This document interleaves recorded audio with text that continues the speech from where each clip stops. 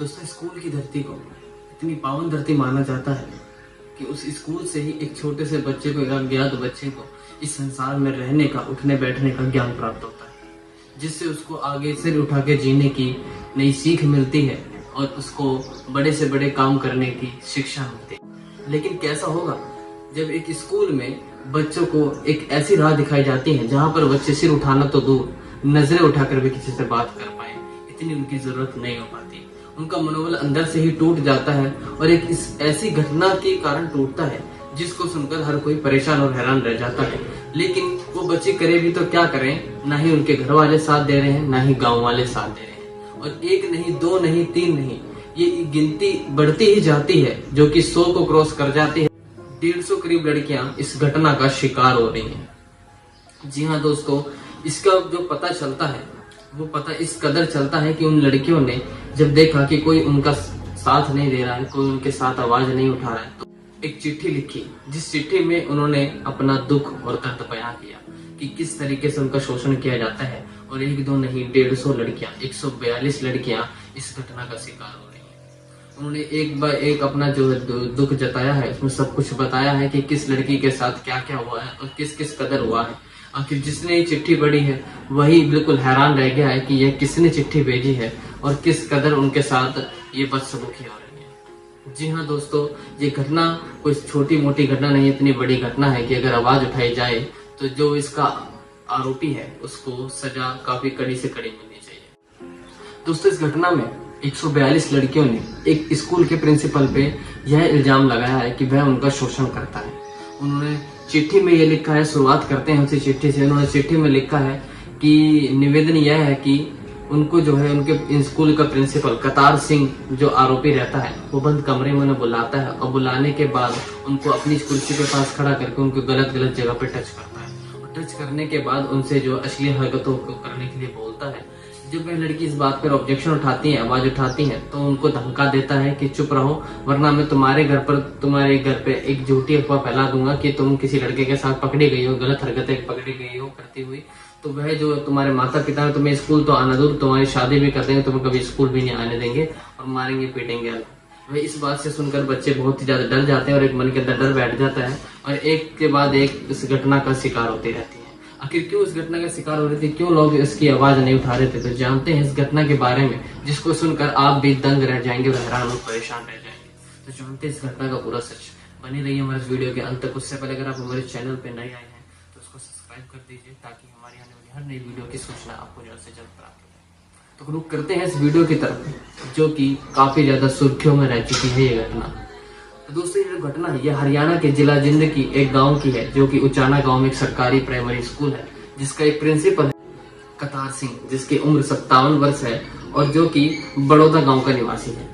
तो दोस्तों, ये जो कतार सिंह नाम का व्यक्ति है यह उस स्कूल में प्रिंसिपल है, काफी सालों से उस स्कूल में प्रिंसिपल है।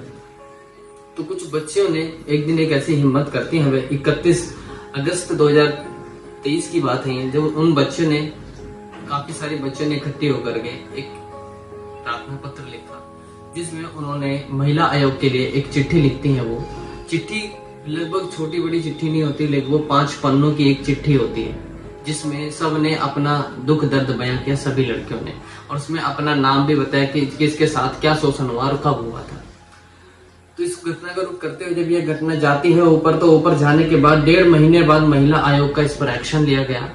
इस घटना के 1.5 महीने बाद एक्शन लिया गया और उसके बाद 31 अक्टूबर को वहीं के उचाना पुलिस थाने में इसकी रिपोर्ट दर्ज हुई है और उसके बाद 4 नवंबर को उस अपराधी प्रिंसिपल की गिरफ्तारी हुई है, जिसमें यह जानने में पता चलता है कि वह जो प्रिंसिपल है वह जब स्कूल में गश्त पे जाता था तो बाहर प्रेयर में जब बच्चों को देखता था, लड़कियों को देखता था, तो वह वहीं पर ही उनका चयन कर लिया करता था कि आज वो किस लड़की के साथ गलत हरकतें करने के लिए चाहेगा या किस लड़की को अपना शिकार बनाएगा। तो जिसमें लड़कियां जो होती थी वह 9वीं से लेकर 12वीं तक की लड़कियां होती थी और 14 से लगभग 17 साल तक की बच्चियां होती थी, यानी कि नाबालिग की बच्चियां होती थी। उन बच्चों को शुरू में ही देख लेता था और देखने के बाद वह उनका चयन कर लेता था और किसी न किसी बहाने पे उनको अपने कमरे में बुलाता था। उसको बता दें कि आपको उसका कमरा जो होता था वो काले शीशों वाला एक कमरा होता था जिसके अंदर अंदर से बाहर का तो बिल्कुल साफ नजर आ जाता है, लेकिन बाहर से अंदर का देखना मुश्किल पड़ जाता है।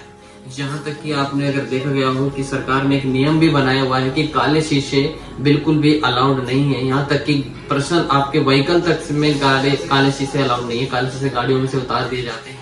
पर लेकिन उस स्कूल के प्रिंसिपल ने अपने कमरे कैबिन में काले शीशे लगाए हुए थे, जिसके अंदर वह लड़कियों को बुलाता है और बुलाने के बाद उनको अपनी कुर्सी के पास खड़ा करके उनके चेस्ट पे, उनके बैक साइड पे, उनके प्राइवेट पार्ट पे टच करता है। तो जब वो मना करती हैं तो वह इस बात पे जब ऑब्जेक्शन उठाती है तो प्रिंसिपल उनको धमकाते हुए बोलता है कि मैं तुम्हारे घर बता दूंगा कि तुम किसी लड़के से बात करती हुई पकड़ी गई और असली हरकतें करती हुई पकड़ी गई। तो वह लड़की हैरान रह जाती है, रोने लग जाती है कि आखिर उनसे ये क्या क्या उन्हें देखना पड़ रहा है, जिसको वो गुरु मानते हैं वो क्या उनसे बोल रहा है करने के लिए। तो फिर वह जब इस चीज को देख करके ज्यादा डर जाती हैं और डरने के बाद वह जब उनको काफी ज्यादा अंदर से मेंटली इतना डरा देता है कि वह लड़कियां जो हैं खामोश हो जाती हैं और सहम जाती हैं, और जैसा प्रिंसिपल कहता है उसके कहने के दौरान वो करने के लिए तैयार हो जाती हैं और बन जाती हैं उस हैवान का शिकार, और वह उनका शोषण करना शुरू कर देता है। और करने के बाद एक के बाद एक रोज रोज नई लड़कियों के साथ वह इसी प्रकार अपनी इस गंदी घिनौनी हरकतों को अंजाम देता है। पर लेकिन कुछ लड़कियों ने जब हिम्मत करनी चाहिए तो उसके घर वालों ने ही उन्हें धमका दिया और स्कूल ही जाना उनका बंद करा दिया। तो आखिर कुछ लड़कियां फिर हिम्मत करती हैं और हिम्मत करने के बाद एक चिट्ठी लिख डालती हैं, जिसकी चिट्ठी के थ्रू वह बात जो है इस तरीके से फैल जाती है कि सारे गांव वाले जो हैं इस बात पर ऑब्जेक्शन उठाने लग जाते हैं। तो इसी के थ्रू चलते हुए जब एक मीडिया वहां पर पहुंचती है तो मीडिया के थ्रू जब जांच में पता चलता है तो मीडिया वाले जैसे ही स्कूल में पहुंचते हैं तब तक वहां पर जो है गिरफ्तारी हो चुकी थी। गिरफ्तारी होने के बाद उस स्कूल के अंदर जिस प्रिंसिपल को भेजा गया था वह लेडी प्रिंसिपल थी, और लेडी प्रिंसिपल जो है वह इस घटना को बखूबी जानती थी। उसने इस घटना के बारे में सुना था, पर वह इस घटना के बारे में किसी से भी बात करने के लिए तैयार नहीं होती। इसी के चलते जब मीडिया वाले वहां पहुंचते हैं तो वह कहती है कि बताइए, मेरे पास ज्यादा समय नहीं है, आप भले ही मीडिया से आए पर मेरे पास खाली 2 मिनट है, तो आपको जो पूछना है आप पूछ सकते हैं। उस घटना को लेकर के आप मुझसे कुछ भी सवाल नहीं पूछिए। तो वह पूछती हैं, जो मीडिया वाले रहते हैं वो पूछते हैं उससे कि आप मुझे बताइए कि यहाँ पर स्कूल में अब सब कुछ ठीक चल रहा है। तो वह बताती है कि हाँ बिल्कुल ठीक चल रहा है, सब कुछ जैसा चलना चाहिए वैसे ही चल रहा है। पर लेकिन उसी के चलते जब उससे पूछा जाता है कि वह जो लड़कियां हैं जिनके ऊपर ये कांड हुआ था वह लड़कियां अभी पढ़ने आ रही हैं स्कूल में, तो वह प्रिंसिपल बताती है कि हाँ बिल्कुल ठीक ठाक पढ़ने आ रही हैं, पढ़ भी रही हैं, जा भी रही हैं। ठीक है, तो अब इसके बाद कोई ऐसी कोई दिक्कत तो नहीं नजर आई? तो वह मना करती है कि नहीं, ऐसी कोई दिक्कत नजर नहीं आई है। तो फिर जब उससे पूछा जाता है कि वैसे हमने सुना था कि काले शीशे वगैरह वाली अफवाह ज्यादा फैल रही है कि कमरे के अंदर जो प्रिंसिपल के काले शीशे होते थे वह जो देखे गए हैं काफी, क्या आपने भी उसके बारे में कुछ सुना है या आपने भी कहीं देखे हैं काले शीशे? तो वह कहती है कि मैंने भी सुना है पर लेकिन मैंने देखे नहीं यहाँ पर काले शीशे, क्योंकि उसके आने से पहले या तो हटवा दिए गए हैं या कुछ हुआ। पर लेकिन वह प्रिंसिपल कहती है कि मैंने शीशों के बारे में कुछ नहीं कह सकती, ना ही मैंने देखे हैं, बाकी जो आपने सुना है वो आप ही जानते होंगे। इतनी बात कहकर प्रिंसिपल कमरे से बाहर को चल देती है और कहती है कि मैं बस इतनी ही जानकारी दे पाऊंगी, तो आप बाकी बाहर जा सकते हैं। जब इतनी बात कहती है तो मीडिया वाले वहां से निकलते हैं, तो स्कूल की तब तक छुट्टी नहीं होती, तो बाहर जाते हैं। बाहर जाने के बाद वह इंतजार करते हैं। इंतजार करने के दौरान वह देखते हैं कि बाहर कुछ रिक्शा वाले, ऑटो वाले खड़े हैं, तो सोचते हैं कि इन ऑटो वालों से पता किया जाए। जब ऑटो वाले वहां पर खड़े होते हैं, जब उनसे पता किया जाता है कि वहाँ जो यहाँ पर कुछ महीने पहले कांड हुआ था, उस कांड के बारे में क्या आप कुछ बता सकते हैं? तो वह जो रिक्शा वाला रहता है, एक रिक्शा वाले से पूछा जाता है, वह बताता है कि यह कांड जो होगा जब इतनी भारी संख्याओं में लड़कियों ने आरोप लगाया है तो सही ही लगाया होगा। आखिर छोटी बच्ची करेंगी भी क्या, आरोप ही लगा सकती हैं। उनके माता पिता जब उनका साथ नहीं देंगे तो आखिरकार उन बच्चियों को ये कदम उठाना पड़ा। तो इसी के चलते फिर ये होता है कि वह रिक्शा वाला जो होता है काफी घबराता है बात करता हुआ। फिर जब उसको बताया जाता है कि वह दिल्ली से आए हैं और मीडिया वाले हैं, तो वह फिर खुल करके बात करता है, सब कुछ बताता है कि वह कहता है कि यहाँ पर कोई भी आवाज नहीं उठाएगा क्योंकि यह हरियाणा है, यहाँ पर जो है इज्जत सबसे बड़ी बात होती है। अगर कोई बच्ची आवाज भी उठा देगी तो उसके चलते या तो उसकी जल्दी शादी करवा दी जाएगी या उसका स्कूल ही बंद करवा दिया जाएगा। यही बात बताता है वह। इतने में ही जो है वहां पर सामने प्रिंसिपल आ जाती है और सामने खड़े हुए गेट के स्कूल के बाहर देखती रहती है। देखने के बाद होता ही है कि वह जो ऑटो वाला रहता है वह सीधा स्कूल की छुट्टी होने के बाद वह बच्चों को भरना शुरू कर देता है और एक पे एक सब बच्चे जो है स्कूल से बाहर निकलते रहते हैं और प्रिंसिपल सामने खड़ी हुई देख कर चली जाती है। उसके बाद जब मीडिया वाले देखते हैं कि वहीं पर एक दुकान पर कुछ लड़कियां खड़ी हैं जो कि मीडिया वालों को देख रही हैं। तो मीडिया वाली टीम जैसे ही वहाँ पर पहुँचते हैं, उनसे जाके बातचीत करना शुरू करती है। तो बच्चों से पूछा जाता है कि आप कौन सी क्लास में हैं, तो वह बताते हैं कि हम 12वीं क्लास की छात्रा हैं। उनसे पूछा जाता है कि पढ़ाई की तैयारी कैसी चल रही है बोर्ड की, तो वह कहती है कि तैयारी बहुत अच्छी चल रही है। इसी के दौरान जब उनसे पूछा जाता है कि आपको उस कांड के बारे में पता है जो 142 बच्चों ने चिट्ठी लिखी थी, तो उन्होंने कहा था कि हाँ बिल्कुल उस कांड के बारे में हमें पता है। तो उनसे पूछा गया कि क्या आप उन बच्चियों को जानते हो, तो वह कहते हैं कि हाँ कुछ लड़कियां तो स्कूल में अभी भी आ रही हैं, लेकिन कुछ लड़कियों की शादी हो चुकी है, कुछ लड़कियां जो हैं अब घर पर ही रहती हैं, उनके स्कूल में आना बंद हो चुका है। तो यह बात सुनकर मीडिया वाले जब हैरान हो जाते हैं, तो वे उनसे जब कुछ और क्वेश्चन करने के लिए जाते हैं, तो इतने में ही सामने से कुछ लोगों की भीड़ आती है जो कि आकर वहाँ भीड़ इकट्ठी कर देते हैं, उनके पास घेर कर खड़े हो जाते हैं। तो ये बच्चे जो है इस भीड़ को देखकर घबरा जाते हैं और इतनी तेज वहां से भागते हैं जैसे उन्होंने कुछ बताया ही ना। इसी के चलते जब मीडिया वाले क्या करते हैं, टीम जो जाती है, फिर सोचते हैं कि टीम लेकर के उसके पुराने स्कूल, पुराने गांव में जाया जाए जहां पर वो पहले रहता था, पहले प्रिंसिपल था।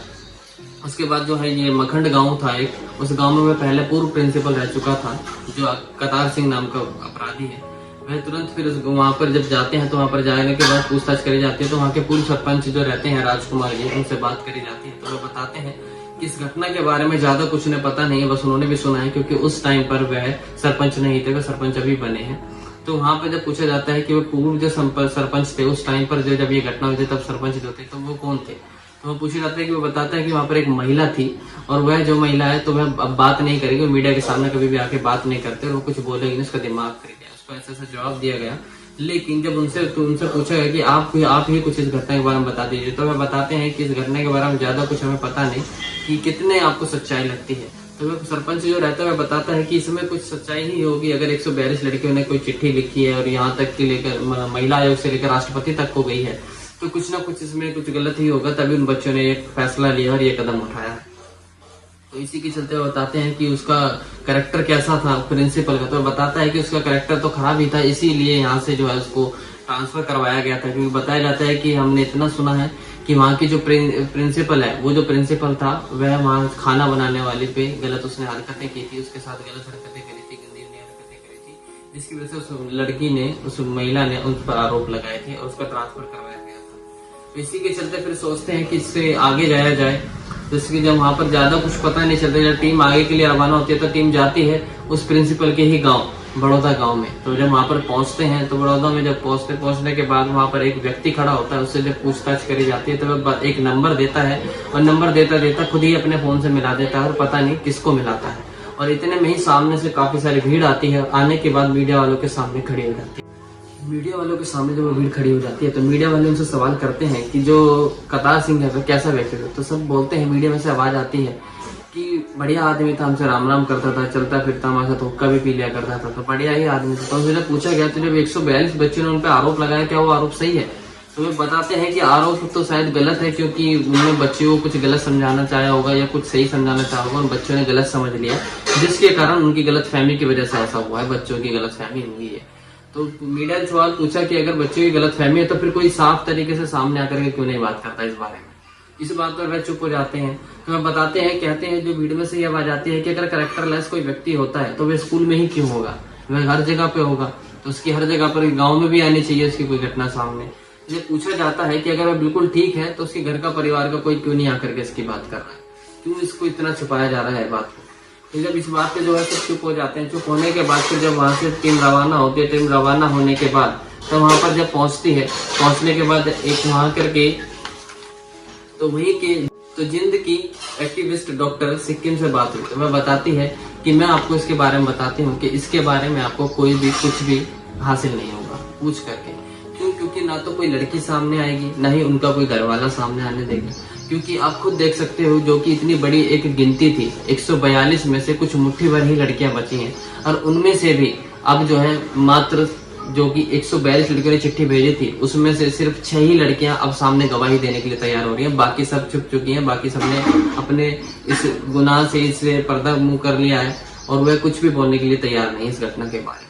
तो 6 लड़कियां ही सामने आई हैं बिल्कुल, और 6 लड़कियों में से भी एक लड़की ने जब 3 फरवरी को इसके लिए जो कोर्ट में जब केस फाइल रखी गई, तो वहां पर 6 में से भी एक लड़की ने पैर कदम पीछे कर लिए, और इस केस के चलते हुए भी 3 लड़कियों ने अचानक से ही आत्महत्या कर ली। आखिर क्यों करी कुछ नहीं पता, इस घटना की वजह से करी या फिर किसी चीज के दबाव में आके करी, आखिर कुछ नहीं पता।